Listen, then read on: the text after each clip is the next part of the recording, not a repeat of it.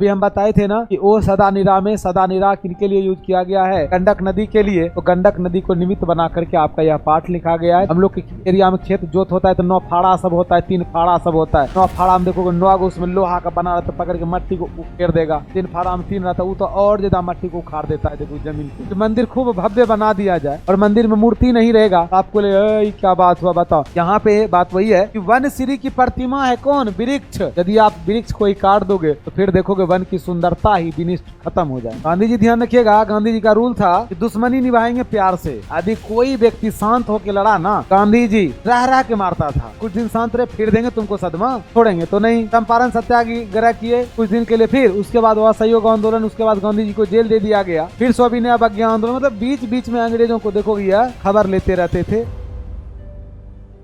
Hello my dear student, तो कैसे हैं आप लोग। आशा करता हूँ आप लोग बहुत अच्छे होंगे। आप सभी स्टूडेंट की तैयारी बहुत ही बेहतर तरीके से हो रही होगी। आपकी तैयारी को और भी बेहतर बनाने के लिए आज हम आए हैं वन शॉर्ट सीरीज के अंतर्गत और क्रैश कोर्स के अंतर्गत एक ही वीडियो में 2 साथ, और इसमें आप 2 चैप्टर पढ़ने वाले हैं। गद्य खंड में ओ सदा निरा, यह पाठ देखोगे एक निबंध है जिसमें आप देखोगे चंपारण के बारे में बताया गया। चंपारण जिला वही जहाँ पे महात्मा गांधी द्वारा देखोगे क्या किया गया था, चंपारण सत्याग्रह। और बाकी एक एकांकी है सिपाही की मां, मोहन राकेश रचित, बड़ा ही बेहतर। ये दोनों पाठ आपके लिए आज बहुत ही बेहतर बेजोर पाठ होने वाला है। आप सभी स्टूडेंट इसको बहुत ही बेहतर तरीके से समझिएगा भी, क्योंकि हम सभी चीज़ों को चित्र के माध्यम से भी समझाने वाले हैं आज के इस पाठ को।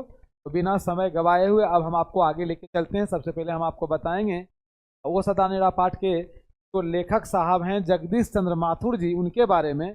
फिर इस पाठ में क्या है वो देखिएगा।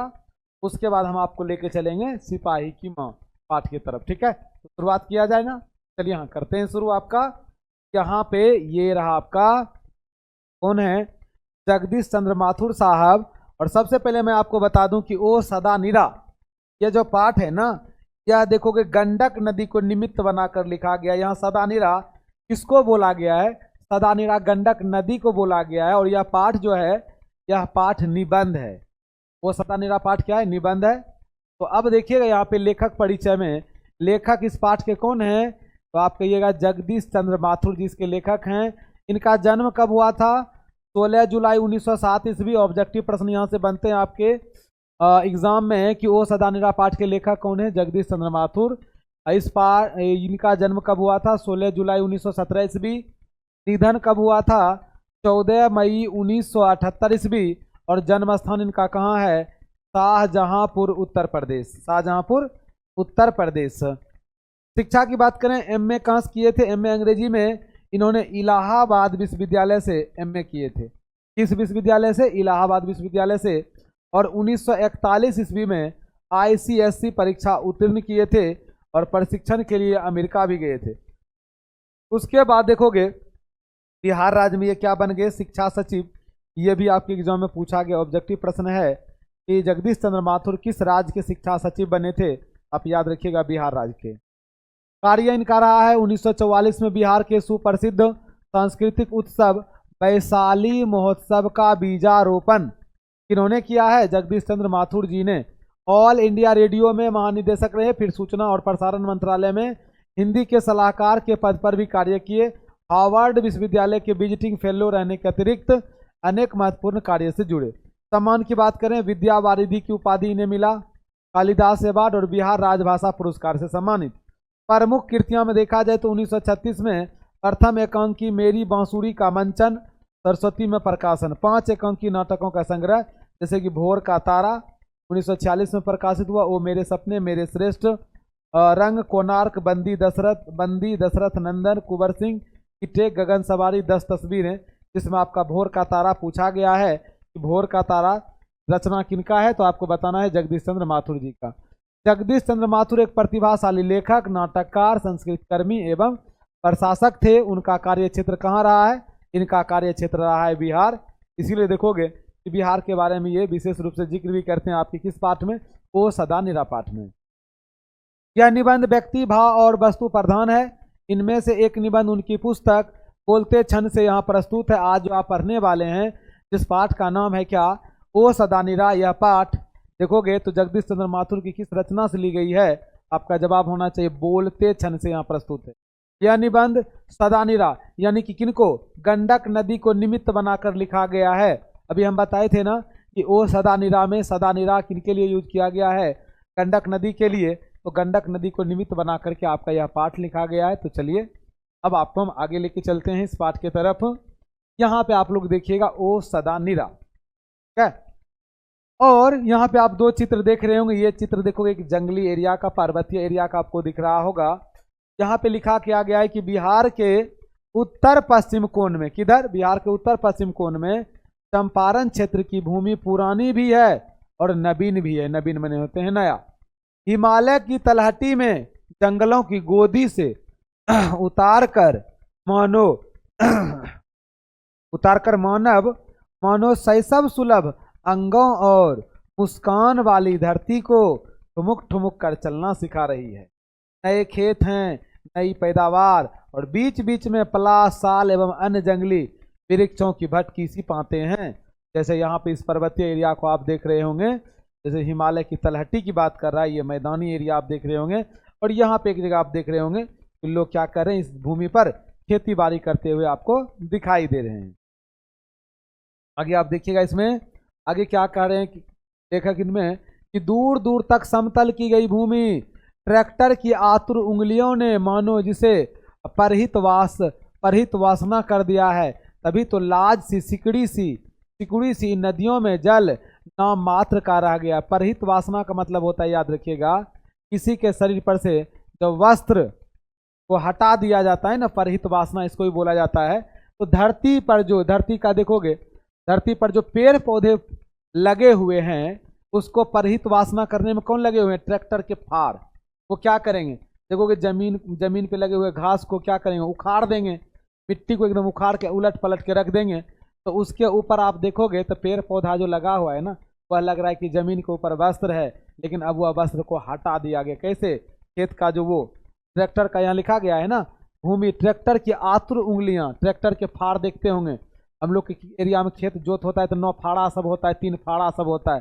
9 फाड़ा में देखोगे 9 आगे उसमें लोहा का बना रहता है, पकड़ के मट्टी को उखेड़ देगा। 3 फाड़ा में 3 रहता है, वो तो और ज्यादा मट्टी को उखाड़ देता है, देखो जमीन के नीचे से पलट के रख देता है। तो वही जमीन की परहित वासना कर दिया गया है। और क्या करें लेखक, लाज से सिकुड़ी सी नदियों में अब जल जो है ना, यह नाम मात्र का रह गया, एकदम कम हो गया है जल। जैसे यहाँ पे देखोगे जमीन का ये इधर हिस्सा इतना सा छोटा सा हिस्सा में पानी बह रहा है, तो ऐसा लग रहा है कि नदी जो है अब यहाँ लाज से सिकुड़ गई है, बालू के डगरों के बीच कोई सी रह गई। ऐसा लग रहा है कि दोनों ओर बालू है और बालू के डगर के बीच में नदी का जल क्या हो चुका है, गायब हो चुका है, खत्म हो चुका है। ये धाराएं जो कभी वनसिरी के वक्षस्थल में खिलकती रहती थी, अब वो खिलकती नहीं है।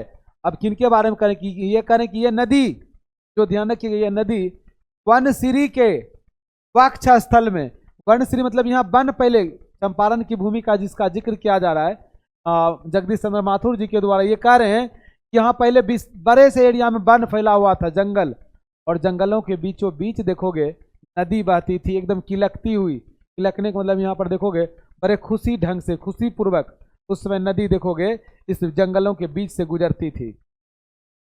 अब वो खिलकती नहीं है, या तो लाज के मारे गरी निष्पंद सी सरकती रहती है। कहीं कब नदी में जल की मात्रा कम गई, ऐसा लग रहा है कि नदी धीरे धीरे सरक रही है। और या बरसात के दिनों में उन्मत्त यौवना वीरंगनाओं की भांति प्रचंड नर्तन करती है। और करें अभी के दिनों में तो ऐसा लगता है कि लाज के मारे सुकड़ी हुई है, लेकिन बरसात के दिनों में यही नदी में उतना पानी आ जाता है कि देखोगे जो अपना एक प्रचंड रूप ले लेती है। अब यहाँ पे देखिएगा नदी का तबाही का दृश्य, आपको बाढ़ का दृश्य दिख रहा होगा। सन 65 की बाढ़ का दृश्य जिन्होंने नहीं देखा, उन्हें रामचरितमानस में केकई के क्रोध रूपी नदी की बाढ़ की याद आई होगी। सन 62 की बात कर रहे हैं लेखक, ये करें 1962 में देखोगे चंपारण की तरफ ऐसा बाढ़ आया था कि वहां के लगभग जो मैदानी एरिया था सब के सब डुबा दिया गया था, खत्म हो गया था, डूब गया था, दह गया था, बस गया था। बहुत सारे जानवर बहुत सारे व्यक्ति देखोगे इसमें डूबे थे, मरे थे, बहुत सारे दह भस गए, लोगों का घर गिर गया, डूब गया। अभी भी देखोगे बिहार में गंडक नदी, कोसी नदी, ये सब देखो क्या करते हैं, बाढ़ तो आता है हम लोग के एरिया में, ठीक है। जो गांव देहात के कुछ एरियाज आप होंगे, आपके भी गांव में आता होगा, मेरे भी गांव में आते हैं, देखोगे आधा गांव डूब जाता है। प्रत्येक साल देखोगे ऐसा दृश्य देखने को मिलता है। तो अब यहाँ पे यही कहा जा रहा है, और ये दृश्य हम लोग को जो दिखने को मिलता है आपको पता ही है, अगस्त के महीने में, ठीक है, जिसको आप सावन भादो वाले दिन बोलते हैं, उस दिन में देखोगे बिहार में तो बाढ़ होती ही है। अब देखिए हम आपको बताते हैं, यहाँ पे समझिएगा। क्रोध रूपी नदी की बाढ़ आद आई होगी, लेकिन 2500 वर्ष पहले जब गौतम बुद्ध इन नदियों के किनारे किनारे पाटलिपुत्र से मल्ल, मौर्य और शाक को उपदेश देने जाया करते थे, तब ये नदियां संयमित थी।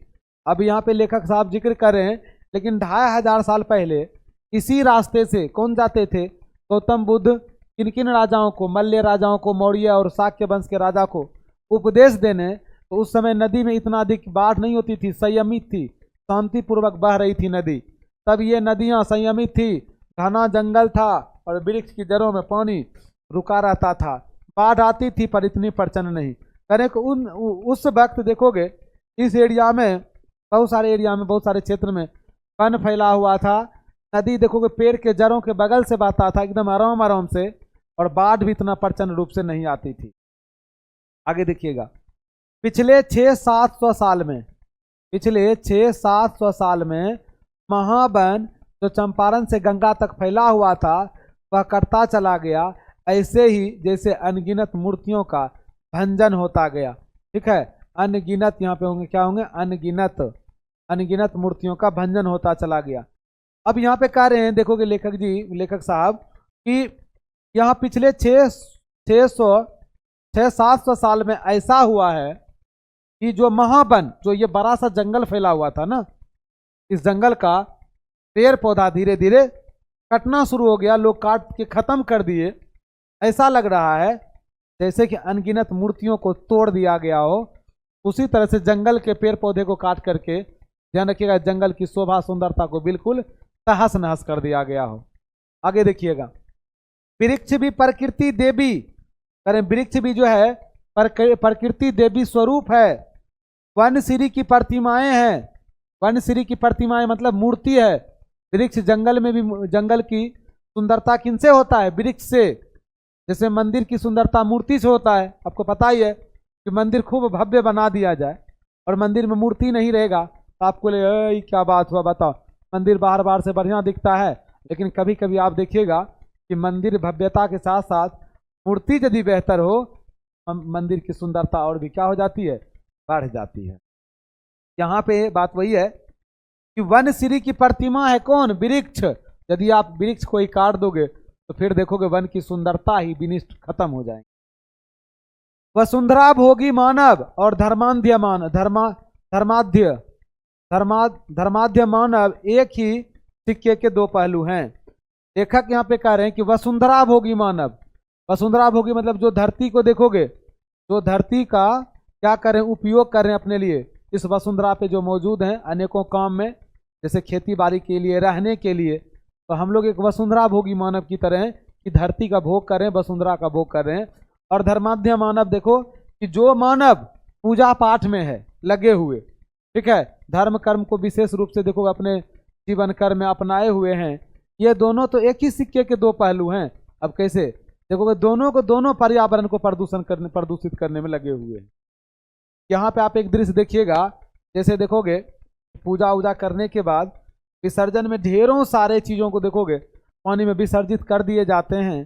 फिर उससे भी देखो कुछ चीज़ ऐसी होती है जो विसर्जित करने योग्य नहीं है, या आप कर भी दिए उनको कहीं आराम से एक साइड में लगा दो, नहीं पूरे नदी में देखोगे ये चीज़ें फैल जाती है, जिसके वजह से भी नदी में ढेर सारे कचरा फैलने की वजह से भी नदी में रहने वाले जलीय जीव देखोगे धीरे धीरे मरना शुरू हो जाते हैं, लोगों के लिए भी नुकसानदायक होते हैं। यहाँ पे आप समझिएगा, यहाँ 12वीं सदी से लगभग 300 वर्ष तक कर्नाट वंश का राज था। यहाँ पे किस वंश का राज था, याद रखिएगा, कर्नाट वंश का। आगे आप देखिए, यहाँ पे कर्नाट वंश के राजा हरि सिंह देव को 1325 में मुसलमान आक्रमणकारी कौन आए थे उस समय, गयासुद्दीन तुगलक का मुकाबला करना पड़ा। यहाँ से आपके एग्जाम में ऑब्जेक्टिव प्रश्न बनते हैं। कर्नाट वंश के राजा कौन थे? हरि सिंह देव। और हरि सिंह देव को गयासुद्दीन का मुकाबला का सामना कब करना पड़ा था? 1325 ईस्वी। ठीक है, अब आगे आइए, आप देखिए हरि सिंह देव का जो दुर्ग था वन की गहराई में निश्चल छिपा हुआ था, वह घना वन मजबूत और मोटी प्राचीरों से अधिक दुर्भेद्य जान पड़ा। सुल्तान घोड़े से उतरा और तलवार से उसने एक विशाल पीटप के तने पर आघात किया और हरि सिंह देव का गढ़ अपना घोंसला खो बैठा और उन्हें नेपाल भाग जाना पड़ा। देखो इनका जो हरि सिंह देव का जो बना हुआ अपना दुर्ग किला जो एरिया था, वह एरिया वन में छुपा हुआ एरिया था। तो हरि सिंह देव के तरफ पहुंचने के लिए गयासुद्दीन तुगलक क्या करते हैं, इनको लग गया पहले जंगल को कटवाना पड़ेगा, तब पता चलेगा कि ये जंगल में ये छुपा हुआ इनका किधर है किला, इसका शहर किधर बसा हुआ है। तो वो घोड़ा से उतरते हैं, एक विशाल बिटप के तने पर तलवार निकाल करके देखोगे उस पर मारते हैं और अपने सैनिक को आदेश देते हैं कि पूरा जंगल को पहले काटो। और जंगल काट के ये लोग रास्ता बनाया और कहाँ तक पहुँच गया? हरि सिंह देव के तरफ। और हरि सिंह देव देखोगे गयासुद्दीन तुगलक से हार जाते हैं और भाग के कहाँ चला जाता है? ये भाग के चले जाते हैं नेपाल। उस दौरान से जो ये कह रहे हैं लेखक, उस दौरान से जो जंगल का कटना जारी हुआ हुआ अभी तक रुका हुआ नहीं है। आगे देखिए, इस धरती के निवासी भी प्राचीन और नवीन के मिश्रण है। जान पड़ता है कि आदिकाल से आने जाने वाले का तांता यहाँ बंधा रहा है। जंगल से छीनी गई धरती को जोतने के लिए पुष्ट हाथ प्रायः बाहर से ही आते रहे। पिछले 500-700 वर्षों में थारू और धांगर जातियां यहाँ आकर बसी है। थारू शब्द को थार राजस्थान से निकला मानते हैं। देखो अब यहाँ पे कहा जा रहा है कि चंपारण में जो जंगल का जो हिस्सा था, इस हिस्सा को काटा गया, काट करके यहाँ की जमीन को खेती लायक बनाया गया। और इस जमीन को खेती लायक बनाने के लिए, यहाँ पे खेती करने के लिए बाहर से ही लोगों को लाया गया। पुष्ट हाथ का मतलब होते हैं जो मेहनती लोग हैं, मजबूत लोग हैं, उसको लाया गया। जिसमें किनको किनको देखोगे यहाँ पे लाया गया, 2 जनजाति समुदाय के लोग को, थारू और धांगड़ जाति के लोग को यहाँ लाया गया।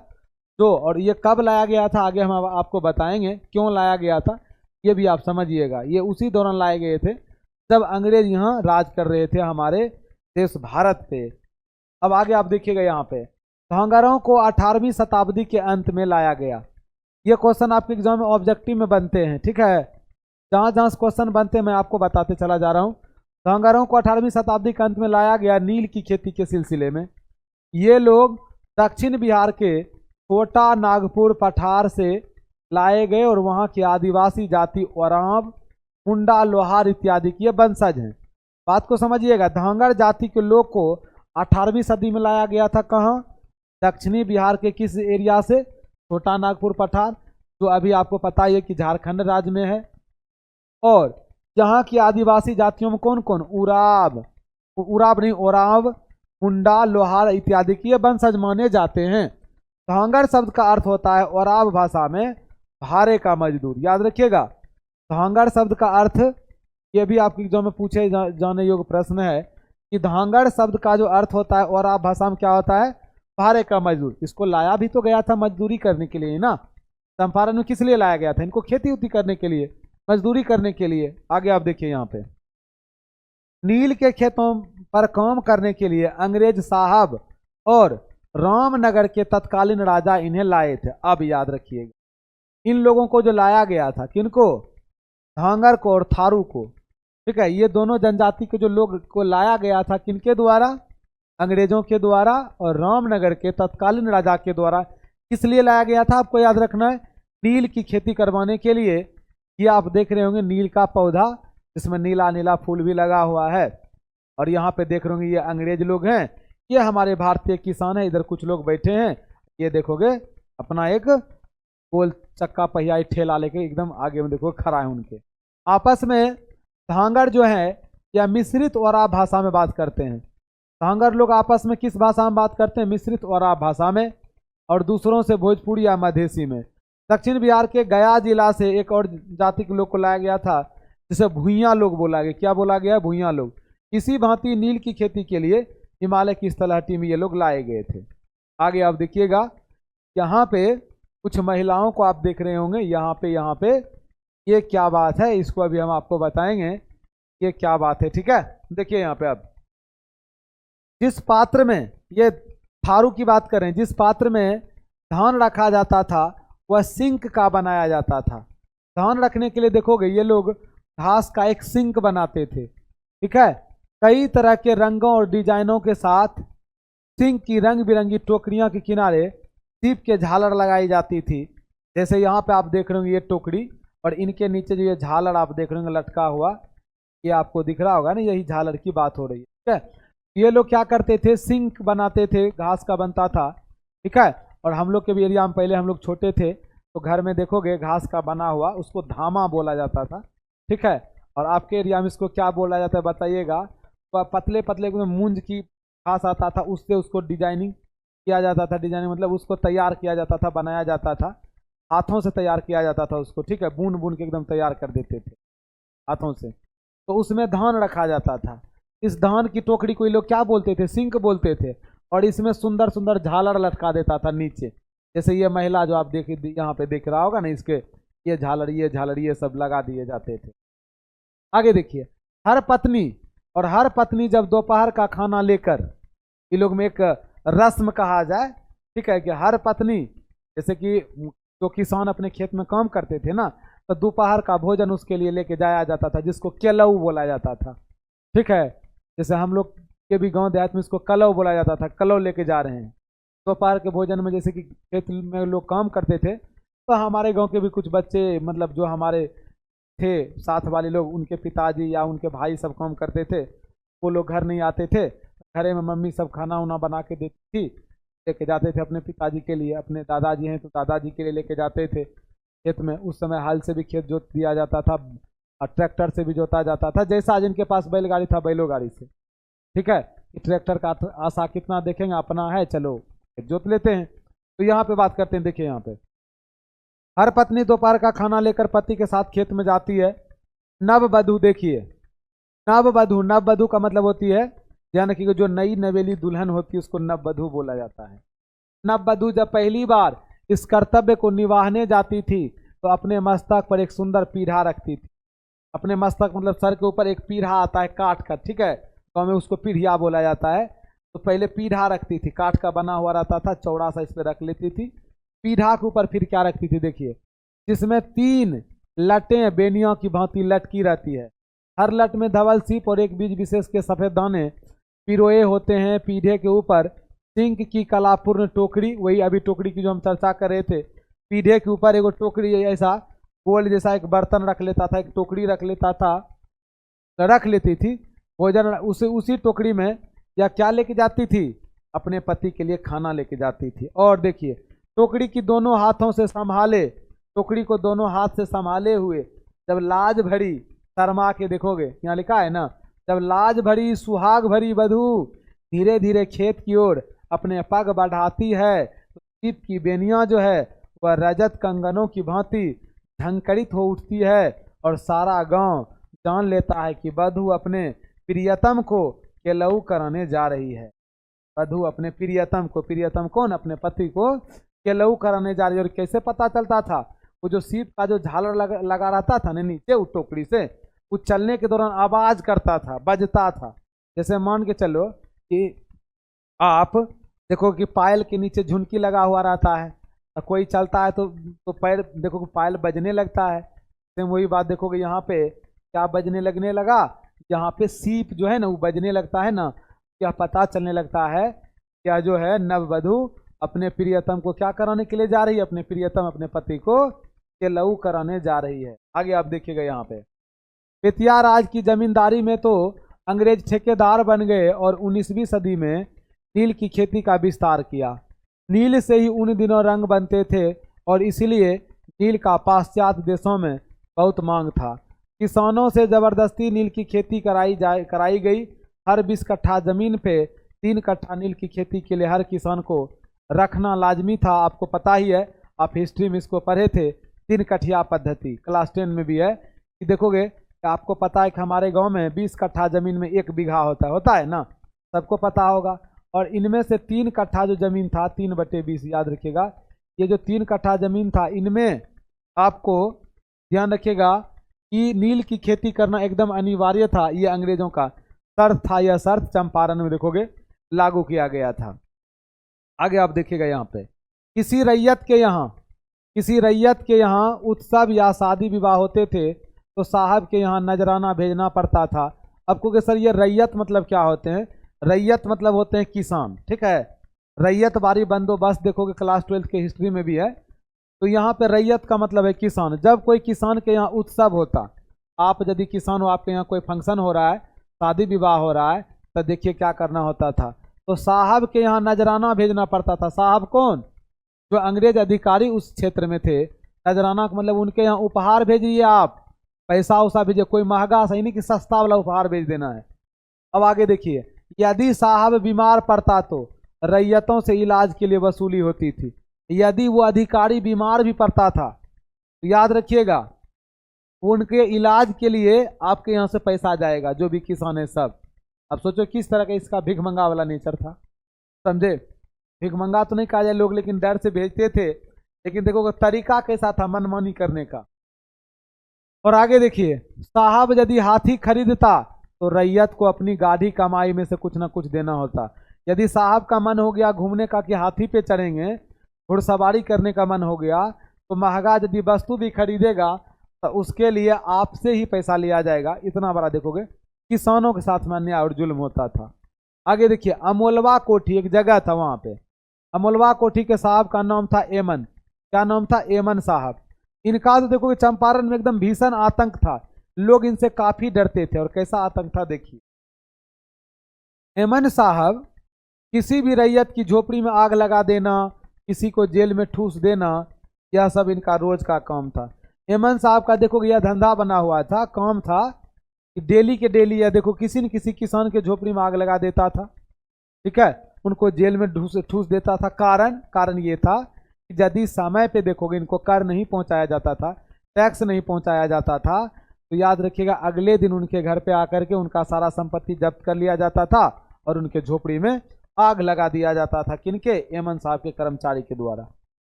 ये लोग देखोगे इस तरह से चंपारण के किसान पर अपना अन्याय और जुल्म करते थे। आगे आप आइए देखिए यहाँ पे सन 1917 के अप्रैल मास में तो गांधी जी का आप देखोगे यहाँ पे एंट्री होते हैं, ठीक है।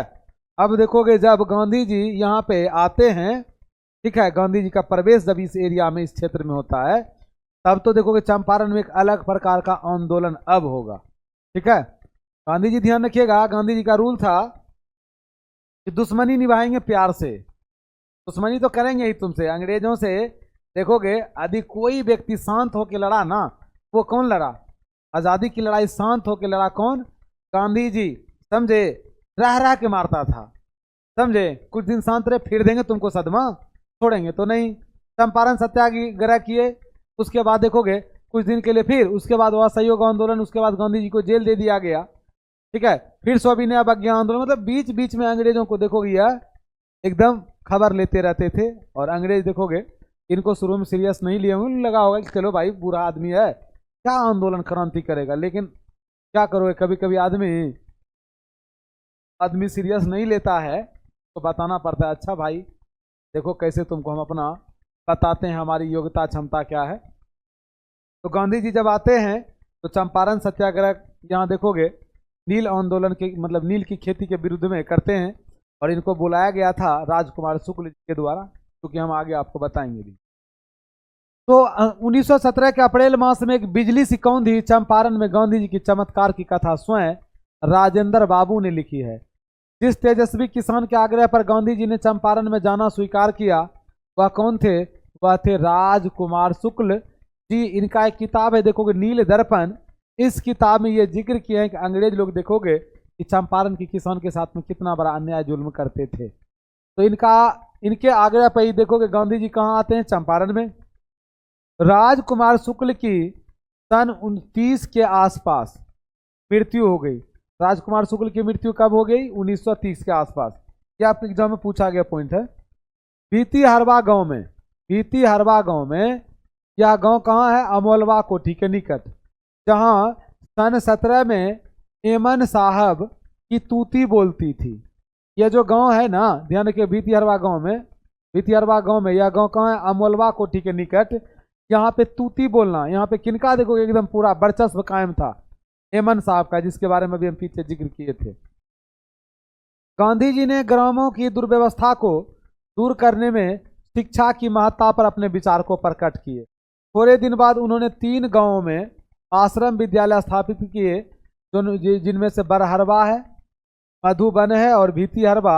यहाँ से आपके एग्जाम में क्वेश्चन भी पूछा गया है, गांधी जी जो है चंपारण में शिक्षा व्यवस्था को बेहतर बनाने के लिए किन किन जगहों पे विद्यालय, आश्रम विद्यालय स्थापित किए थे? तो बरहरवा, मधुबन और क्या याद रखना है आपको? भितिहरवा। और इस जगह पे देखोगे अपने जो इनके साथी संगी लोग थे, जो इनके संपर्क के लोग थे, उनको यहाँ पे बुलाए भी थे पढ़ाने के लिए। आइए आप चंपारण में कुछ दिन लोगों को आप शिक्षित कीजिए, क्योंकि तो गांधी जी का मानना था कि लोग जब तक शिक्षित नहीं हुए तब तक वो जागरूक नहीं हो सकते हैं, और अंग्रेजों के खिलाफ लड़ने के लिए सबसे पहले उनकी बुद्धि विवेक को जगाना बिल्कुल जरूरी है। आगे आप देखिएगा यहाँ पे कुछ निष्ठावान कार्यकर्ताओं ने तीनों कार्यकर्ताओं को तीनों गांव में तैनात किया गया। वो कार्यकर्ता आए गुजरात और महाराष्ट्र से। इस विद्यालय में काम करने के लिए जो भी लोग आए थे वह कहाँ से आए थे? गुजरात और महाराष्ट्र से। आगे देखिए, मधुबन में गांधी जी ने गुजरात से नरहरि दास पारिख और उनकी पत्नी तथा अपने सेक्रेटरी महादेव देसाई को भेजा। कुछ दिन आचार्य कृपलानी भी वहां रहे। भितिहरवा के अध्यक्ष थे वयोवृद्ध डॉक्टर देव और सोमन जी। कौन थे? वयोवृद्ध डॉक्टर देव और सोमन जी। बाद में वहाँ पुंडलिक जी भी आ गए। बाद में इस जगह पर देखोगे कौन आ गए? पुंडलिक जी भी आ गए। फिर से समझिएगा कि मधुबन में किनको डिप्यूट किया गया?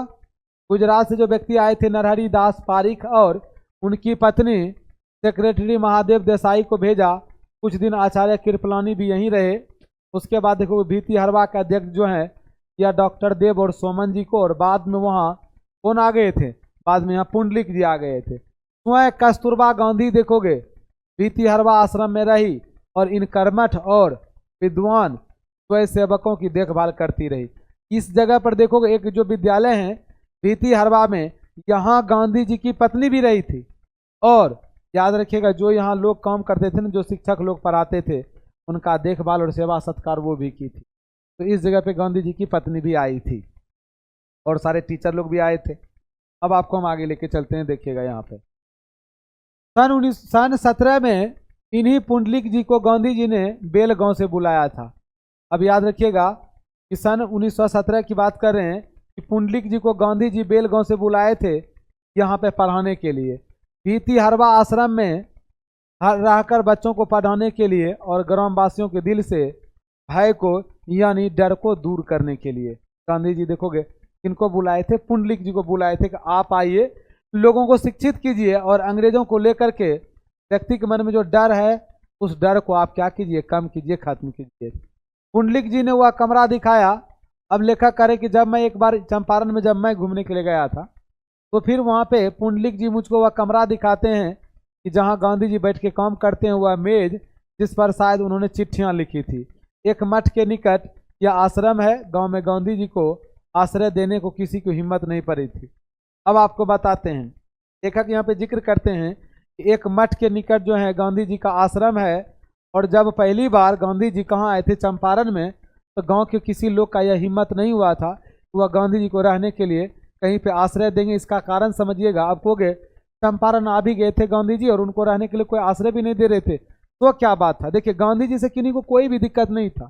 किसान को देखोगे डर किसका था? एमन साहब का, क्योंकि उनको पता था कि यदि उन्हें पता चल जाएगा कि हमारे विरुद्ध में गांधी जी आंदोलन करेंगे और हमारे घर पे रुके हैं, तो फिर वह क्या करेंगे? अगले दिन आएंगे, हमें मारेंगे, पीटेंगे, हमारा घर भी जला देगा। या गांधी जी को पता था, तो गांधी जी लोगों को आदेश दिया कोई बात नहीं है, आपको कोई कुछ नहीं करेगा, हम आपके यहाँ नहीं रुकेंगे, हम व्यवस्था कर लेते हैं खुद का कि हमको कहाँ रुकना है, हमारे वजह से आपको कोई परेशानी ना हो। लेकिन गांधी जी बोले लेकिन मैं यहाँ से जाने वाला नहीं हूँ, मैं रहूँगा यहीं पे जब तक कि आपकी समस्या का देखोगे समाधान मैं नहीं करके जाऊँगा। ठीक है। ये फिर गांधी जी एक मठ के नीचे देखोगे, इनको महंत जी जो हैं एक महुए के पेड़ के नीचे इनको जगह दिया था।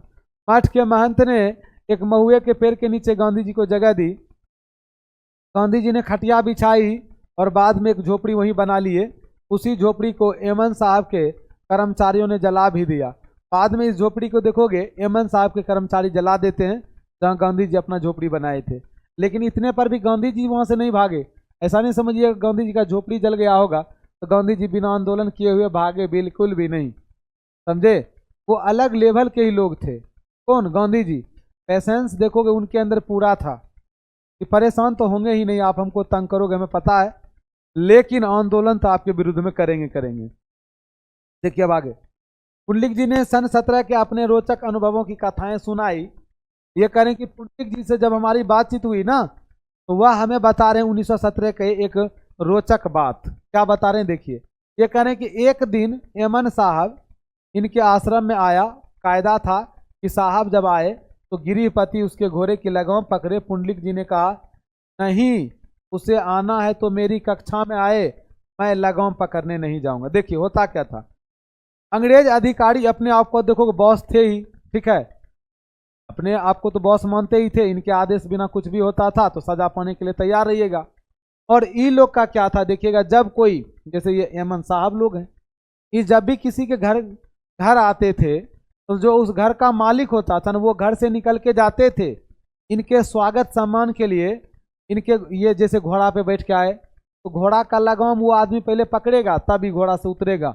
ऐसे ये नहीं उतरते थे। क्यों ऐसे उतरते थे? इनका देखोगे हाथ पैर काम नहीं करता होगा।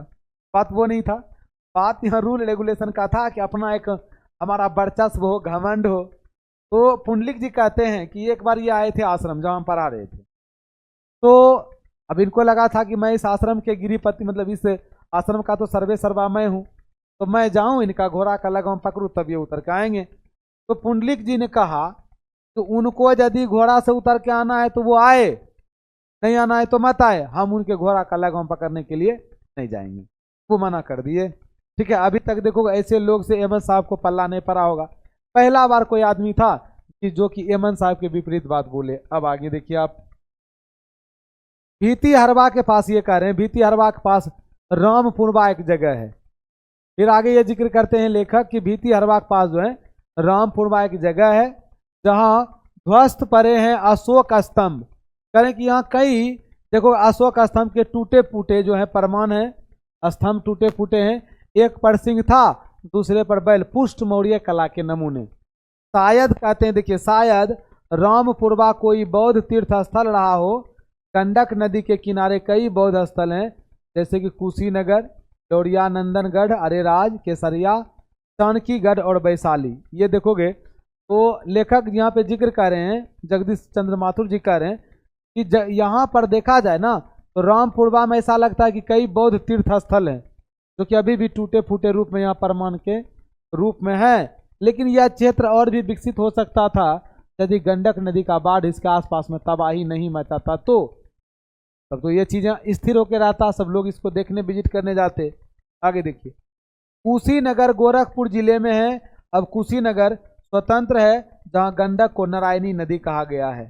गंडक को एक और नाम से बुलाया गया, क्या? नारायणी। आगे देखिए यहाँ पे लोरिया नंदनगढ़ से एक नदी रामपुरवा और भीती हरवा के होते हुए उत्तर नेपाल के निकट भिखना थोड़ी तक जाती है। नाम है पंडई नदी और शायद इसी के सहारे भगवान बुद्ध और बाद में अनेक भिक्षु जाते थे लुम्बिनी और नेपाल। फाइयोन और वेनसंग भी इसी पथ से आए थे। आगे करें कि गंडक नदी के दोनों किनारे कई आकृति के ताल दिख पड़ते हैं। इन ताल को चौर और मन कहते हैं। नदी का छोटा सा हिस्सा देखोगे तो जंगल में पानी के रूप में जमा हुआ है। ये इसको आप देखोगे ताल बोलते हो और हम लोग ताल तलैया, समझे, ताल तलैया बोल सकते हैं इस एरिया को। ये जो जंगल में देखोगे ये जो आपको जल वाले दृश्य दिख रहे हैं इसको बोला गया कौन सा? ताल, चौर और मन। आगे देखिए चौर जो है यह उथले ताल है, आपके एग्जाम में पूछे जाते हैं, जिनमें पानी जाड़े और गर्मी में कम हो जाता है और खेती में भी यह काम आती है। और मन जो है यह विशाल और गहरे ताल हैं। पूछा जाएगा चौर कैसे ताल है, उथले ताल, और मन कैसे ताल है? मन विशाल और गहरे ताल हैं। आपके एग्जाम में यह दोनों प्रश्न ऑब्जेक्टिव में बन जाते हैं। ऐसा ही एक ताल है सरैया मान। ऐसा ही एक ताल है कौन सा? सरैया मान। बेतिया नगर से 4 मील दूर है। सरैया मन का जो जल है ना यह स्थिर है। ये भी आपसे एकदम पूछा जाएगा कि सरैया मन का जल कैसा है, तो सरैया मन का जल स्थिर है। विविध है, किंतु गंडक नदी का जल तो सदियों से चंचल रहा है। लेकिन गंडक नदी का जल कैसा है? गंडक नदी का जल सदियों से चंचल है। आगे देखिए, अब यहाँ पे एक जगह का नाम लिया गया है भैंसा लोटन। ठीक है, नाम देखो जो लिया गया है, कितना बढ़िया नाम है, भैंसा लोटन। भैंसा लोटन में क्या बनने वाला है? भैंसा लोटन से एक नहर निकलेगी, वहां लगभग 3000 फुट लंबा बराज बन रहा है, जिसके ऊपर से सड़क और रेल जाने की संभावना है। भैंसा लोटन में भारतीय इंजीनियर जंगल के बीच इस नवीन जीवन केंद्र का निर्माण कर रहे हैं। प्राण बाण विद्युत तुल्य चिराओं का यहाँ क्या बिछा रहे हैं? जाल फैला रहे हैं। दैन्य और अभाव के ग्राह के विकराल मुख में फंसे जन समुदाय का संकट मोचन करने के लिए एक अजय पौरुष युक्त नारायण के विराट रूप का क्या हो रहा है? यहाँ अब निर्माण हो रहा है। ये बराज की बात किया जा रहा है कि यहाँ पे देखो एक अजय पौरुष युक्त नारायण, कौन? भगवान विष्णु, उनके संज्ञा दिया गया इस बराज को। ऐसा देखोगा बांध का क्या बनने वाला है? निर्माण होने वाला है। ये नहरें उस नारायण की अनेक भुजा की तरह है, जो बिजली की तरह, ध्यान रखिएगा कहाँ जा रहा है ये नहर। ऐसा नहर बनेगा, नदियों से अलग अलग दिशाओं में निकाला जाएगा। जैसे देखोगे यह नदियों का सोर्स है, ये यहाँ पे आप देख रहे होंगे, एक इधर से बह गया, एक इधर से, एक इधर से, एक इधर से, एक इधर से, मतलब अनेकों देखोगे इनका भुजाएं निकलेगा। बिजली की तार का जाल उसका त्राण करता चक्र है। भगवान विष्णु के हाथ में चक्र है ना, करे कि ये जो बिजली का तार दिख रहा है, यह दिख रहा है कि भगवान विष्णु का चक्र जैसा। और मैं मन ही मन नमस्कार करता हूँ इन इंजीनियरों को, विश्वकर्माओं को, मजदूर को, जो भगवान के इस नूतन विराट के रूप के विधाता हैं। या करें कि मैं मन ही मन नमस्कार करता हूँ, प्रणाम करता हूँ, किनको? इंजीनियर को, विश्वकर्माओं को, और ये जो मजदूर लोग इसमें काम कर रहे हैं, किसका निर्माण कर रहे हैं? इस नूतन विराट रूप का। ये जो बैराज, ये जो बन रहा है, बैरेज जो बनाया जा रहा है। और अब ये कहते हैं नदी को क्या कहते हैं? ओ सदानीरा, ओ चक्रा, ओ नारायणी, ओ महागंडक। युगों युगों से दीनहीन जनता इन विभिन्न नाम से तुझको संबोधित करती रही है। करें कि युगों युगों से जो दीनहीन जनता है, दीनहीन जनता, वह जनता जो गरीब और निर्धनता का मार सह रहे हैं, इसके वजह से ध्यान रखिएगा कि तुम जो इतने बड़े बड़े जो बाढ़ लाते हो ना, ठीक है, जिससे तबाही मचाते हो, तो लोग की स्थिति देखोगे बड़ा ही बस से बदतर होता चला जा रहा है। अब ये कहें कि अब यह चीजें अब रुकेगा, थमेगा। आगे देखिएगा, तेरी चिर चंचल धारा ने उनकी आराधनाओं के कुसुम अनगिनत तीर्थ को ठुकरा दिया है, पर आज तेरे पूजन के लिए जिस मंदिर का प्रतिष्ठा हो रही है, उसकी नींव बहुत गहरी है और इसे तू ठुकरा नहीं पाएगी। यहाँ पे नदी को कहा जा रहा है कि आपकी चिरचंचल धारा ने लोगों की पूजा पाठ सबको अस्वीकार करते हुए, देखो बाढ़ जैसी तबाही लाता था, लेकिन अब एक ऐसे, ध्यान रखिएगा, अब एक ऐसे मंदिर का निर्माण ये लोग कर रहे हैं। मंदिर वही देखो बैराज यानी बांध, बड़े से जो बांध परियोजना जो बनाया जा रहा है, बांध जो बनाया जा रहा है, उसकी बात किया जा रहा है। करेक्ट, अब ऐसा चीज का निर्माण हो रहा है जिसको अब आप ठुकरा नहीं पाओगे। ठीक है, यह पार्ट देखोगे इसी के साथ यहाँ खत्म हो रहा है। अब आपको हम आगे लेके चलेंगे इसमें ऑब्जेक्टिव क्वेश्चन की तरफ। ठीक है, सब्जेक्टिव तो आपको देखोगे गैस क्वेश्चन में हम लाइव में आपके बताएंगे ही। तो इस पार्ट से रिलेटेड कुछ ऑब्जेक्टिव प्रश्न आप लोग देखिएगा, फिर हम आपको आगे लेके चलेंगे। ये रहा पहला प्रश्न कि ओ सदानी राज शीर्षक पाठ के लेखक कौन है? राइट आंसर आपके हो जाएंगे जगदीश चंद्र माथुर। दूसरा क्वेश्चन देखिएगा, गंडक नदी की चर्चा किस शीर्षक पाठ में है? वो सदानीरा। कांगरों की 18वीं शताब्दी के अंत में किस कार्य के लिए लाया गया था? तो इनको लाया गया था, आपको पता ही है, नील की खेती करने के लिए। वो सदानीरा शीर्षक निबंध में वर्णित मन कैसे ताल है? अभी हम बताए थे आपको, मन गहरा और विशाल ताल है, चौर उथले ताल है। वो सदानीरा निबंध किस पुस्तक से लिया गया है? बोलते क्षण से लिया गया है। गंडक नदी का जल सदियों से कैसा रहा है? तो सदियों से इस नदी का जल जो है वह चंचल रहा है।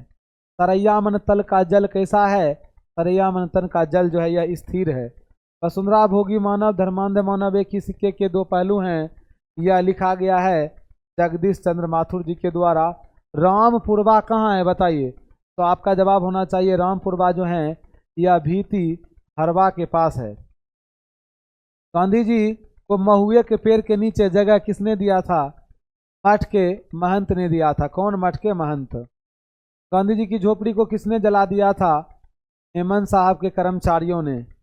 बहुजन संप्रेषण के माध्यम से पुस्तक किसने लिखी है? तो आपका जवाब हो जाएगा जगदीश चंद्र माथुर जी। निम्नलिखित में कौन सी रचना जगदीश चंद्र माथुर की है? तो आपका जवाब होना चाहिए ओ सदानीरा।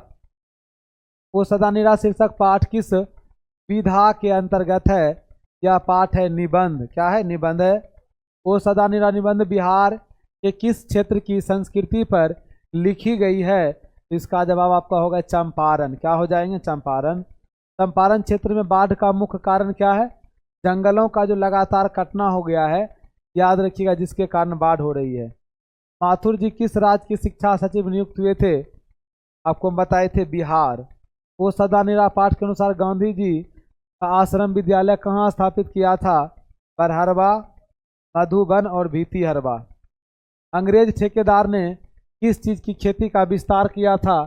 इन्होंने नील की खेती का क्या किया था? विस्तार। राजा हरि सिंह देव को गयासुद्दीन तुगलक का सामना कब करना पड़ा था? आप लोग का जवाब था 1325 ईस्वी में। कांगरों को नील की खेती के लिए कब लाया गया था? 18वीं शताब्दी में। कब? 18वीं शताब्दी में। पुंडलिक जी कौन थे? पुंडलिक जी कौन थे बताइए? तो पुंडलिक जी थे, ध्यान रखिएगा, शिक्षक आए थे ना पढ़ाने के लिए। माथुर जी को भीति हरवा पहुंचने पर कौन मिले थे? जब माथुर जी भीति हरवा गए थे तो इनको मिले थे पुंडलिक जी। पुंडलिक जी ने निर्भीकता किससे सीखी थी? यह किससे सीखे थे? गांधी जी से। कर्नाट वंश के राजा हरि सिंह देव को किसका मुकाबला करना पड़ा था? यह हम आपको बताए थे, गयासुद्दीन तुगलक का। चंपारण में धांगड़ कहाँ से आए थे? तो धांगड़ को लाया गया था छोटा नागपुर पठार से। गांधी जी चंपारण कब आए थे? गांधी जी चंपारण आए थे अप्रैल 1917 में। ओ सदानीरा शीर्षक पाठ के अनुसार सन 1962 की बाढ़ का दृश्य जिन्होंने देखा उन्हें रामचरितमानस में किसके क्रोध रूपी नदी की बाढ़ की याद आई? राइट आंसर हो जाएंगे केकई। जगदीश चंद्र माथुर ने किस विश्वविद्यालय से एमए उत्तीर्ण किए थे? इसका सही जवाब होंगे आपके इलाहाबाद विश्वविद्यालय से।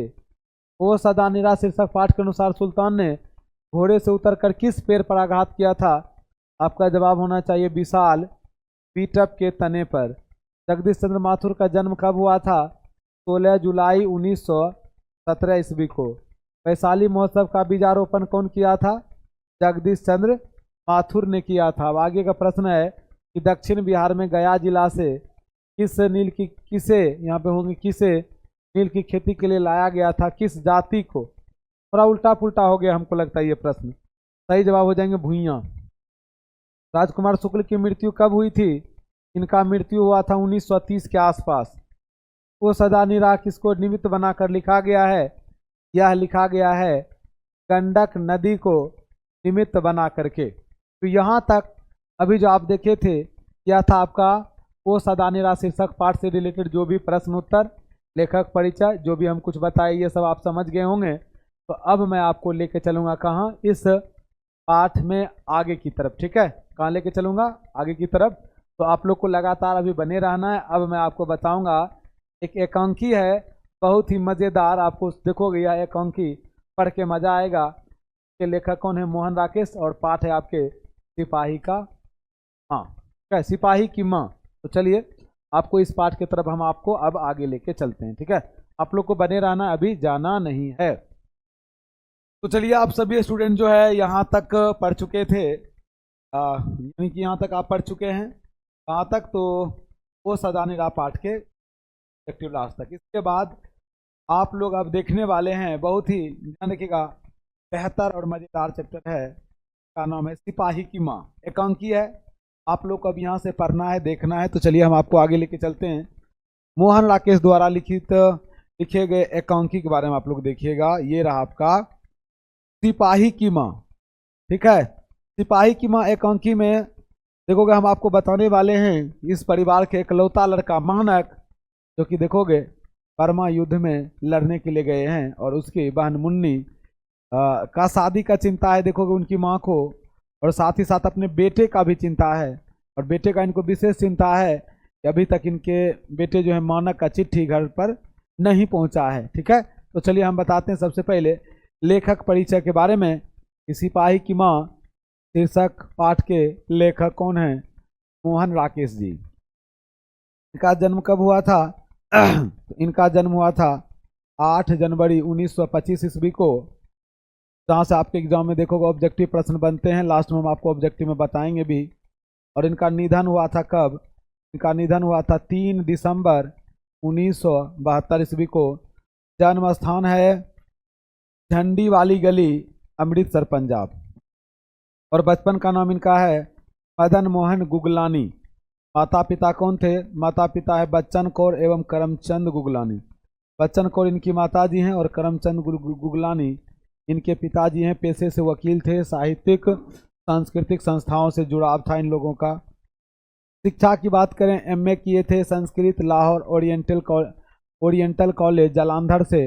एमए हिंदी में किए थे। वृत्ति की बात करें मोहन राकेश की तो दिल्ली विश्वविद्यालय में ये अध्यापन का कार्य किए थे 1947 के आसपास। एल्फिस्टन कॉलेज मुंबई में हिंदी के अतिरिक्त भाषा प्राध्यापक, और कुछ समय तक डीएवी कॉलेज जालंधर में प्रवक्ता रहे थे, और 1960 में दिल्ली विश्वविद्यालय में प्राध्यापक, और 1962 में सारिका के संपादक, और अंत में मृत्यु पर्यंत ये स्वतंत्र लेखन करते रहे थे। कृतियाँ की बात करें, इंसान के खंडहर, नए बादल, ये आपके एग्जाम में पूछा गया कई बार है। जानवर, और जानवर किसकी रचना है? आपको याद रखना है मोहन राकेश की रचना। एक और जिंदगी, फौलाद का आकाश, बारिश, ये सभी कहानी है। अंधेरे बंद कमरे में, न आने वाला कल, अंतराल, ये सभी उपन्यास हैं। हाँ, ये आपके एग्जाम में पूछा गया। आखाड़ का एक दिन जो है, लहरों के राजहंस, आधे अधूरे, ये सभी नाटक हैं, तो आप याद रखिएगा इसके बारे में, अखाड़ का एक दिन। ठीक है, अब आगे देखिएगा। पैर तले की जमीन, अंडे के छिलके और अन्य एकांकी। ठीक है, ये भी आपके एग्जाम में पूछा गया है, क्योंकि आज जो आप एकांकी पढ़ने वाले हो वह इसी रचना से लिया गया है, अंडे के छिलके और अन्य एकांकी से। आखिरी चट्टान इनका यात्रा वृत्तांत है। अब आप आगे देखिएगा। परिवेश, रंगमंच और शब्द कुछ और अस्वीकार, नई निगाहों के सवाल, बकलम, खुद लेख निबंध, मिर्च कटिकम, अभिज्ञान, शाकुंतलम, एक औरत का चेहरा, ये सब अनुवाद है। समय सारथी। मोहन राकेश को देखोगे नई कहानी आंदोलन के प्रमुख हस्ताक्षर थे। वे 20वीं सदी के उत्तरवर्ती युग के प्रमुख कथाकार और नाटककार थे। यहाँ प्रस्तुत जो एकांकी है आप देखोगे, उनकी पुस्तक अंडे के छिलके तथा अन्य एकांकी से लिया गया है। यहाँ जो निबंध है वह इनकी पुस्तक अंडे के छिलके तथा अन्य एकांकी से लिया गया है। अब आप आ जाइए यहाँ पे देखिएगा, इस एकांकी के पात्र कौन है, मतलब इस एकांकी में जो कुछ नाम आए हैं उसके बारे में देखिए। इस एकांकी में है बिस्नी, जो कि मानक की माँ है। मानक कौन है? वही सिपाही जो युद्ध लड़ने के लिए बर्मा चले गए हैं। मानक देखोगे बिस्नी का बेटा है। मुन्नी 14 वर्ष की है, जो कि मानक की बहन है और बिस्नी की बेटी है। आपके एग्जाम में पूछा गया है मुन्नी का उम्र बताइए, मुन्नी कौन थी? तो मुन्नी जो है मानक की बहन और बिस्नी की बेटी है। कुंती कौन है? बिस्नी का पड़ोस में रहने वाली एक महिला है। मानक देखोगे सिपाही है, बिस्नी का यह बेटा है। मानक क्या है? सिपाही और बिस्नी का बेटा है। दीनू कौन है इस कहानी में? इस एकांकी में दीनू कुम्हार है। इसको बोला गया हड्डियों का चलता फिरता ढांचा। रीजन, ये आदमी देखोगे मतलब कारण क्या था, दिखने में बहुत ही दुबले पतले लोग थे, इसीलिए इसको हड्डियों का ढांचा बोला गया है। बर्मा की 2 लड़कियां भी देखोगे एकांकी में, उनका भी जिक्र होता है।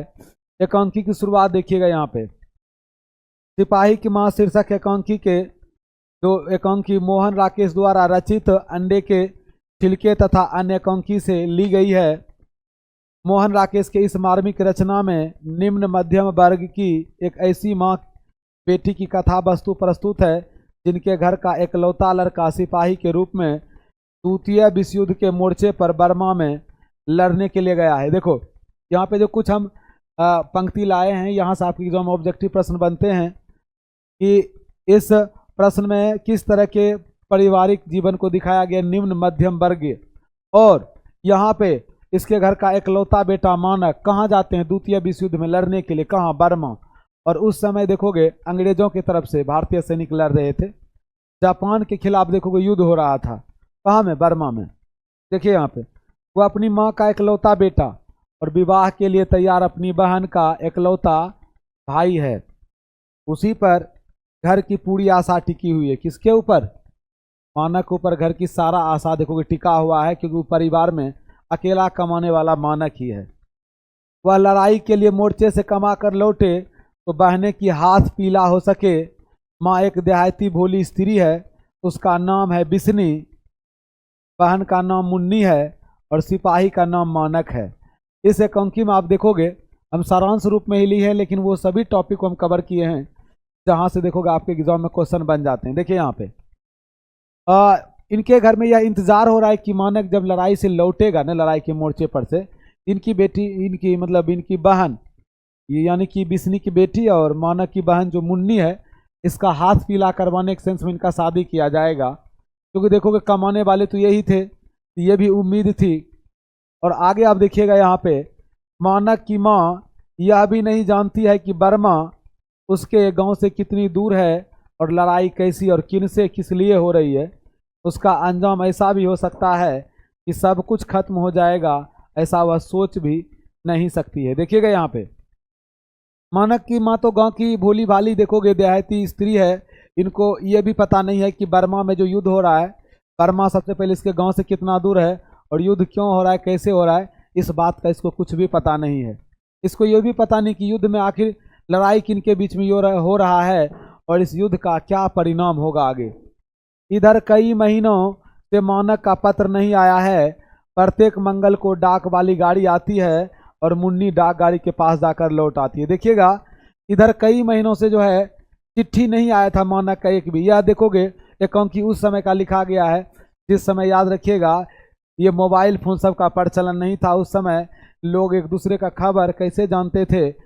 पत्र के माध्यम से। ठीक है, टेलीफोन का भी प्रचलन गांव में कम था, अमीर लोग के पास था। गरीब लोग के लिए देखोगे चिट्ठी पत्र से ही लोगों का अपना मतलब अपने लोगों का, अपने सगे संबंधियों का हाल चाल जानते थे पत्र के ही माध्यम से। देखिए यहाँ पे प्रत्येक मंगल को डाक वाली गाड़ी आती है और मुन्नी जो है डाक गाड़ी के पास जा कर के लौट आती है। इनको देखोगे जो डाक वाली गाड़ी आती है तो ये मुन्नी उसके पीछे पीछे दौड़ के जाती है कि भैया का चिट्ठी आया होगा, लेकिन मानक का चिट्ठी नहीं आता है तो बेचारी देखोगे उदास होकर के लौट आती है। और प्रत्येक मंगलवार को इनको इंतजार रहता है कि भैया का चिट्ठी आएगा, लेकिन ऐसा होता नहीं है। देखिए आगे, कुछ देर के बाद उसकी पड़ोसन, तो अब यहाँ पे जब चिट्ठी नहीं आती है ना, तो यह जब घूम के आती है गाड़ी वाले के पास से, तो अपनी माँ को कहती है, माँ भैया का चिट्ठी आज भी नहीं आया है। तो माँ उदास हो जाती है। तो मुन्नी देखो अपनी माँ को समझाती है कि माँ तुम चिंता नहीं करो, अगले मंगलवार को हमको लगता है कि भैया का चिट्ठी आ जाएगा, मेरा यह दिल कहता है। उसमें देखो कि बिस्नी उसको कहती है तुम्हारा दिल तो हर मंगलवार को कहता है कि आएगा आएगा, लेकिन कहाँ आता है, और तुम्हारे भाई मानक को तो मेरा चिंता ही नहीं हो रहा है। मेरे कौन सा ढेर सारे बेटे हैं, एक ही तो है, और मानक को इतना फुर्सत नहीं मिलता है कि मेरे लिए चिट्ठी लिख दे। हमको कितना चिंता होते रहता है कि मेरा बेटा किस हाल में होगा। इस तरह की बात देखोगे मुन्नी और मुन्नी की माँ के बीच में हो रही होती है। उसी बीच में कुंती आती है। ठीक है, कौन आ जाती है? कुंती आ जाती है। देखिए कुंती जो है मुन्नी के विवाह की चर्चा करती है और पूछती है वह क्या बिस्नी ने कोई गड़बड़ देखा है। देखिएगा जब कुंती यहाँ आती है ना, तो वो बिस्नी से पूछती है कि इनके लिए कोई गड़बड़ देखे हो। तो ये देखोगे इनसे पूछती है क्या, कुंती जो है पूछती है बिस्नी से कि मुन्नी के लिए कोई घर बर देखे हो। कोई मतलब लड़का, घर मतलब हो गया घर बर, मैंने देखोगे लड़का इनके लिए कुछ देखे हो। तो इनकी माँ कहती है, बिस्नी मुन्नी की माँ कहती है, घर बर देख के क्या करेंगे? कौन से लोग अभी देखोगे बिना दहेज लिए हुए पैसा, मतलब बिना दहेज लिए मेरी बेटी से शादी कर लेगा? तो मानक आएगा ना तो देखेगा वो। देखिए अब आगे, बिस्नी दुखी होकर कहती है कि मानक के आने पर ही कुछ हो सकता है, पैसे कहाँ हैं, लड़के वाले दहेज भी तो मांगते हैं। ये करें, पैसे कहाँ हैं, लड़के वाले दहेज भी तो मांगते हैं। इसी बीच तीनों कुम्हार हाँफता हुआ आ जाता है और दो जवान अजनबी लड़कियों की आने की बात करता है। इसी बीच देखोगे कौन, तीनों कुम्हार जो यह हाँफते हाँफते पहुंचता है। ये लोग बात कर रही थी आपस में। तो दीनू कुमार क्यों हफ्ते हफ्ते पहुंचता है? तो 2 बर्मा से भाग के जो लड़की आई थी ना, उनका ड्रेस देखो कि छोटा छोटा था, स्कर्ट पहने हुई थी, ठीक है। तो ये गांव में आ जाती है तो लोगों को थोड़ा सा अजब लगता है कि ये कहाँ से आ गई, देखो ये लड़की को कपड़ा पहनने का भी ढंग सहूर नहीं है। और उस खबर को पहुंचाने के लिए 2 अजनबी लड़की को खबर को देने के लिए यहाँ तक दौड़े दौड़े दीनू कुमार आ जाते हैं और बिस्नी और कुंती के बीच में बताते हैं कि 2 लड़की आई है कहीं से, बड़ा ही अजब तरीके से कपड़ा पहनी और ऊपर से भीख मांग रही है, मतलब भीख भी मांग रही है हमारे गांव में आकर के। तो तब तक में क्या होता है, जब तक में ये लोग आपस में बात करते हैं तो वह लड़की भीख मांगते मांगते बिस्नी के घर तक आ जाती है, ठीक है। थोड़ी ही देर में दोनों लड़कियां भीख मांगते बिस्नी के पास आती है और थोड़ा अन्न भीख में मांगती है, थोड़ा सा चावल, कहते कि माँ जी थोड़ा चावल दे दो हमको, ठीक है, हम लोग बहुत भूखे हुए हैं, हम लोग के पास खाने पीने के लिए कुछ भी नहीं है। आगे देखिएगा, बातचीत से पता चलता है कि दोनों लड़कियां बर्मा से जान बचाकर भाग कर आई है। बातचीत से यह पता चलता है कि दोनों लड़की कहाँ से भाग के आई है? बर्मा से, जहाँ की यह लड़ाई में इसका बेटा मतलब बिस्नी का बेटा मानक भी गया था। तो वह उनसे पूछताछ क्या करती है, देखिए हम आपको बताते हैं। बर्मा में यह पूछती है, अच्छा बताइए बर्मा में अंग्रेजी सेना और जापानी सेना के बीच युद्ध हो रहा है, बहुत जाने गई है, बिस्नी का बेटा मानक भी बर्मा गया है, माँ से उसने कहा था कि वहाँ लड़ाई चल रही है। जब ये सुनती है ना कि बिस्नी ये लड़की बर्मा से भाग के आई है, तो वह उनसे पूछने लगती है, अच्छा बेटी बताओ वहाँ क्या हाल है। ये वहाँ का जो खबर सुनाती है, क्या बताएं माँ जी, वहाँ तो रात दिन गोला बारूद चलता है, बहुत सारे सैनिक मारे गए हैं, आम आदमी को मार दिया गया है, लोग अपना जान बचा बचा के भाग रहे हैं, जिसको जहाँ से रास्ता मिल रहा है वहाँ से लोग भाग रहे हैं, ठीक है। तो ये कहते हैं कि तुम कहाँ से आई हो? तो ये बोले कि मैं तो जंगल के रास्ते से भाग के आए हूँ, ठीक है। तो वो कहती है बिस्नी, तो वहाँ तो जाने के लिए हमारे बेटा गया था पानी वाले जहाज से, तो तुम लोग जहाज से नहीं आए? ये कहता है जहाज से कैसे आएंगे माँ जी, जहाज को जो है ना दुश्मन देश के सैनिक पानी में डुबा देता है, तो हम लोग डूब के मर जाएंगे, तो जंगल से हम भाग के आए थे। ये कहते हैं कि जंगल से भी भागने में रिस्क है, जंगल में भी देखो कि सैनिक लोग छुपे हुए रहते हैं, गोली मार देते हैं, और कभी कभी जंगली जानवर भी लोगों को शिकार कर लेते हैं, खा लेते हैं। ये कहने कि हम तो जंगल में जब आ रहे थे ढेर सारे सैनिक का सरा गला लाश भी देखा था। यह बात जब मानक की माँ को सुनने में आता है तो वह बेचारी देखो वो पूरा चिंता में आ जाती है कि मेरा बेटा को कहीं कुछ हो तो नहीं गया, उसका पत्र भी तो नहीं आ रहा है, ठीक है। उसका रोने जैसा देखो कि चेहरा हो जाता है। बर्मी लड़की एक कटोरा चावल लेकर चली जाती है, वो लड़की तो चली गई चावल लेकर के।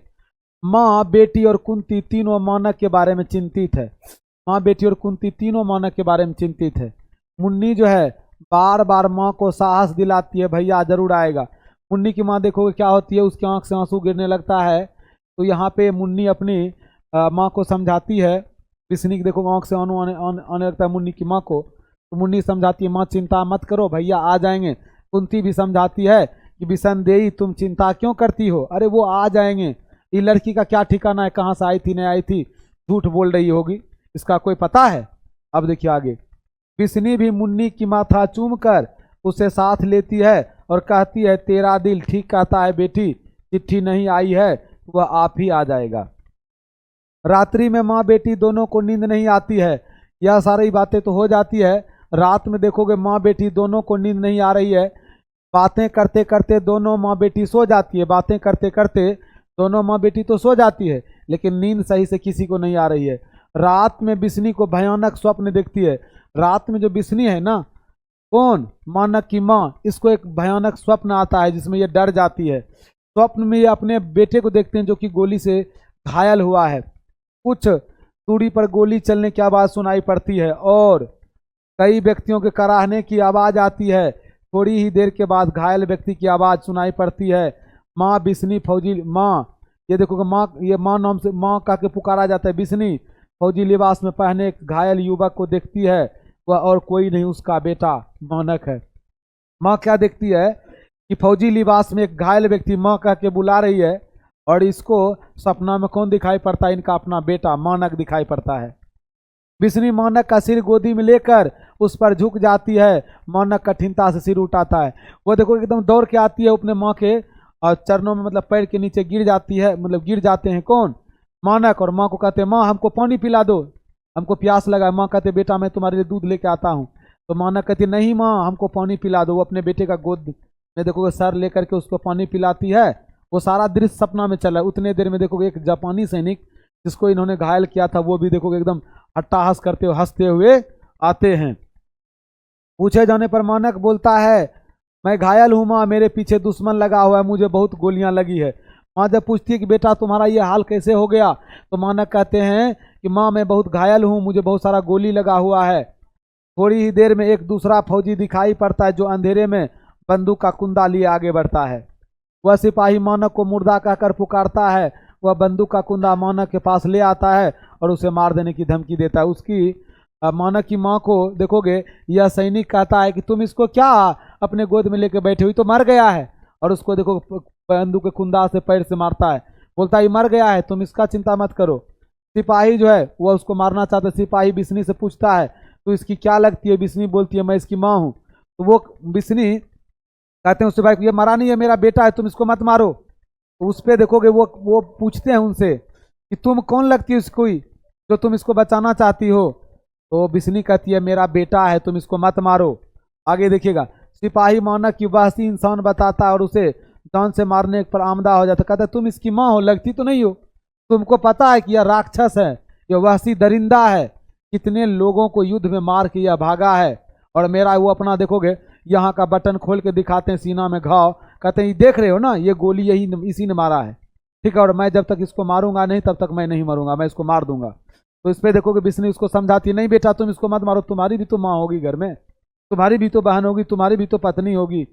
तो उस पर देखोगे जापानी सैनिक का क्या जवाब आता है। वो कहता है कि मेरी पत्नी देखोगे वो पहले से ही विधवा का स्वांग बना ली है और कह दी है कि जिस दिन मैं आपके मृत्यु का खबर सुनूंगा मैं उसी दिन गलफांसी लगा के मर जाऊंगा।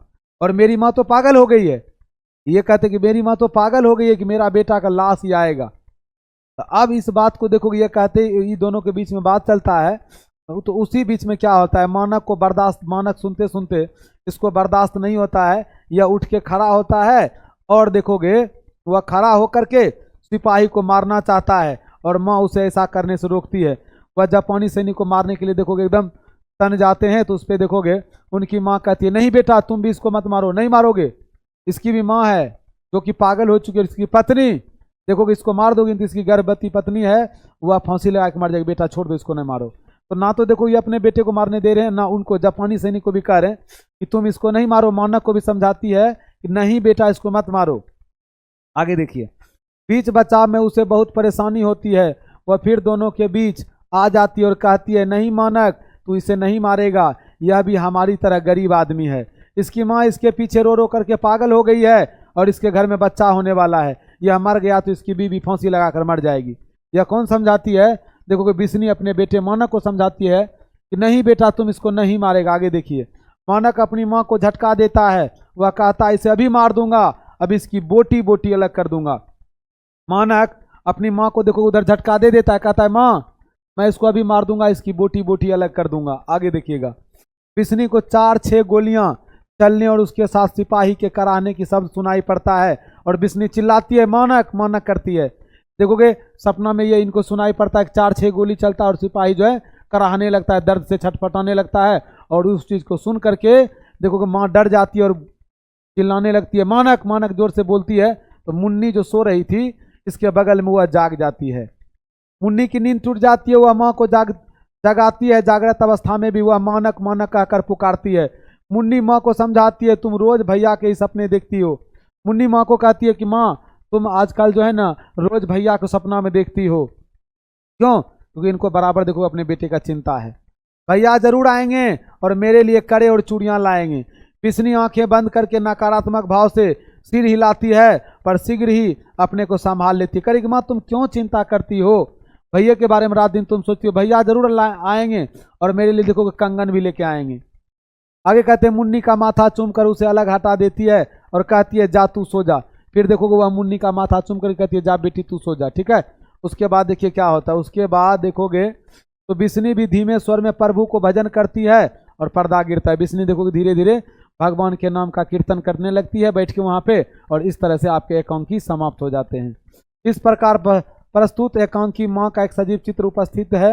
एकांकी का अंत बड़ा ही धार्मिक और मन पर अस्थायी और अमिट प्रभाव छोड़ जाता है। चलिए अब इस पार्ट से रिलेटेड आप आगे देखिएगा, हम आपको सब्जेक्टिव नहीं ऑब्जेक्टिव प्रश्न करवाने वाले हैं। तो चलिए आपके लिए ऑब्जेक्टिव प्रश्न ये रहा कि नाटक के क्षेत्र में जयशंकर प्रसाद के बाद सबसे बड़ी प्रतिभा कौन माने जाते हैं? आपका सही जवाब हो जाएंगे मोहन राकेश। सिपाही की मां शीर्षक पाठ में हड्डियों का चलता फिरता ढांचा किन्हें कहा गया है? दीनू कुम्हार को। किन्हें? दीनू कुम्हार को। मोहन राकेश किस आंदोलन के प्रमुख हस्ताक्षर थे? नई कहानी आंदोलन के। नई कहानी आंदोलन के, ठीक है। मोहन राकेश का जन्म कहाँ हुआ था? झंडी वाली गली, अमृतसर। रंगून कहाँ है? राइट आंसर हो जाएंगे बर्मा में। मोहन राकेश रचित नाटक संग्रह, इसमें क्या हो जाएंगे? मोहन राकेश रचित नाटक संग्रह का नाम होगा अखाड़ का एक दिन। निम्नलिखित में बिस्नी की पड़ोसिन कौन है? बिस्नी की पड़ोसिन है कुंती। कौन है? बिस्नी की पड़ोसिन है कुंती। मुन्नी किस दिन मानक को चिट्ठी आने की भविष्यवाणी करता है? तो मुन्नी भविष्यवाणी करता है मंगलवार के दिन चिट्ठी आने का। कौन कहता है कि मैं इसकी लाश को ले जा करके चील और कौओं के आगे डाल दूंगा? यह बात सिपाही कह रहा था। आगे देखिएगा यहाँ पे, किसके करों मोती की तारों की तरह चमकते हैं? तो तारों नाम की एक लड़की है, एकांकी में इसका जिक्र किया। आगे किस पाठ में यह उदाहरण आया है? फौजी वहाँ लड़ने के लिए हैं, भाग नहीं सकते हैं, जो फौज छोड़कर भागता है उसे गोली मार दी जाती है। यह बात है सिपाही की मौत पाठ में। मोहन राकेश का जन्म कब हुआ था? 8 जनवरी 1925 ईस्वी को। इनमें कौन सी कृति मोहन राकेश की है? जानवर और जानवर मोहन राकेश की कृति है। कौन सी कृति मोहन राकेश की नहीं है? इतिहास और आलोचना, याद रखिएगा। सिपाही की मां किस एकांकी संग्रह से लिया गया है? अंडे की छिलके तथा अन्य एकांकी से। मुन्नी और मानक की मां का नाम क्या है? मुन्नी और मानक की मां का नाम है बिस्नी। सिपाही की मां एकांकी में लड़ाई कहाँ हो रही है? लड़ाई हो रही है बर्मा में। मोहन राकेश की एकांकी का शीर्षक क्या है? सिपाही की मां इस एकांकी का शीर्षक है। सिपाही की मां कौन है? बिशन देई। सिपाही की मां एकांकी में कुंती कौन है? कुंती देखोगे पड़ोसिन है, ठीक है, बिस्नी के। किसके करें मोती के तारों की तरह चमकते हैं? तो तारों के करा जो है ना चमकता है। मोहन राकेश के बचपन का नाम था मदन मोहन गुगलानी। यहाँ मुगलानी की जगह गुगलानी हो जाएगा आपका, ठीक है। मुन्नी कौन थी? मुन्नी बिस्नी की बेटी है। मुन्नी कौन है? बिस्नी की बेटी। सिपाही की मां एकांकी की कथा वस्तु कैसा है? निम्न मध्यम वर्ग की। निम्न मध्यम वर्ग की। सिपाही की मां एकांकी में बिस्नी चारपाई के पास मोढ़े पर बैठकर क्या करती हुई दिखाई देती है? सूत काटती हुई। सिपाही की मां एकांकी के लेखक कौन है? तो इसका जवाब हो जाएगा आपके मोहन राकेश। सिपाही की मां शीर्षक पाठ साहित्य की कौन सी विधा है? आपका जवाब हो जाएंगे यह है एकांकी। जानवर और जानवर शीर्षक के रचनाकार कौन है? मोहन राकेश। सिपाही की मां शीर्षक में एकांकी में मुन्नी कितने वर्ष की है? मुन्नी है 14 वर्ष की। तो आप देखोगे आज इस वीडियो में आप एक ही वीडियो में 2 पाठ आप देखें। एक पाठ आपका ओ सदानीरा और दूसरा आपका क्या है? सिपाही की मां। तो आपको ये अपना कमेंट में राय विचार देना है कि आज का क्लास आप लोग के लिए कैसा रहा, ठीक है। ये आप लोग अपना राय विचार कमेंट में दें और मिलेंगे आप सभी स्टूडेंट से अब अगले क्लास में अगले दिन। आप सभी स्टूडेंट जो भी इस वीडियो को शुरू से लास्ट तक देखे होंगे उन सभी स्टूडेंट को बहुत बहुत आभार, नमस्कार। आप सभी स्टूडेंट जो हैं जितना हो सके इस वीडियो लिंक को शेयर कर दें ताकि आपके सभी दोस्त लोग भी देख सकें, आप जिनके शुभचिंतक हैं वो देख सकें। और आप सभी स्टूडेंट को जो PDF मिलेगा वह कहाँ मिलेगा? ज्ञान बिंदु GS एकेडमी एप्लीकेशन पे प्ले स्टोर में जाइएगा, एप्लीकेशन को डाउनलोड कर लीजिएगा। हमारे जो नए विद्यार्थी होंगे इस चैनल को सब्सक्राइब कर लीजिएगा ताकि आगे आने वाली जो भी क्लास है उसका नोटिफिकेशन आपको समय से मिल सके और आप लोग अपनी तैयारी को बेहतर कर सकें। क्योंकि यहाँ पे अभी जो भी मटेरियल्स आपको दिया जा रहा है वो सब के सब फ्री में दिया जा रहा है। आप लोग इस चीज़ का फ़ायदा लें। मिलते हैं आप सभी स्टूडेंट से अगले क्लास में। जय हिंद।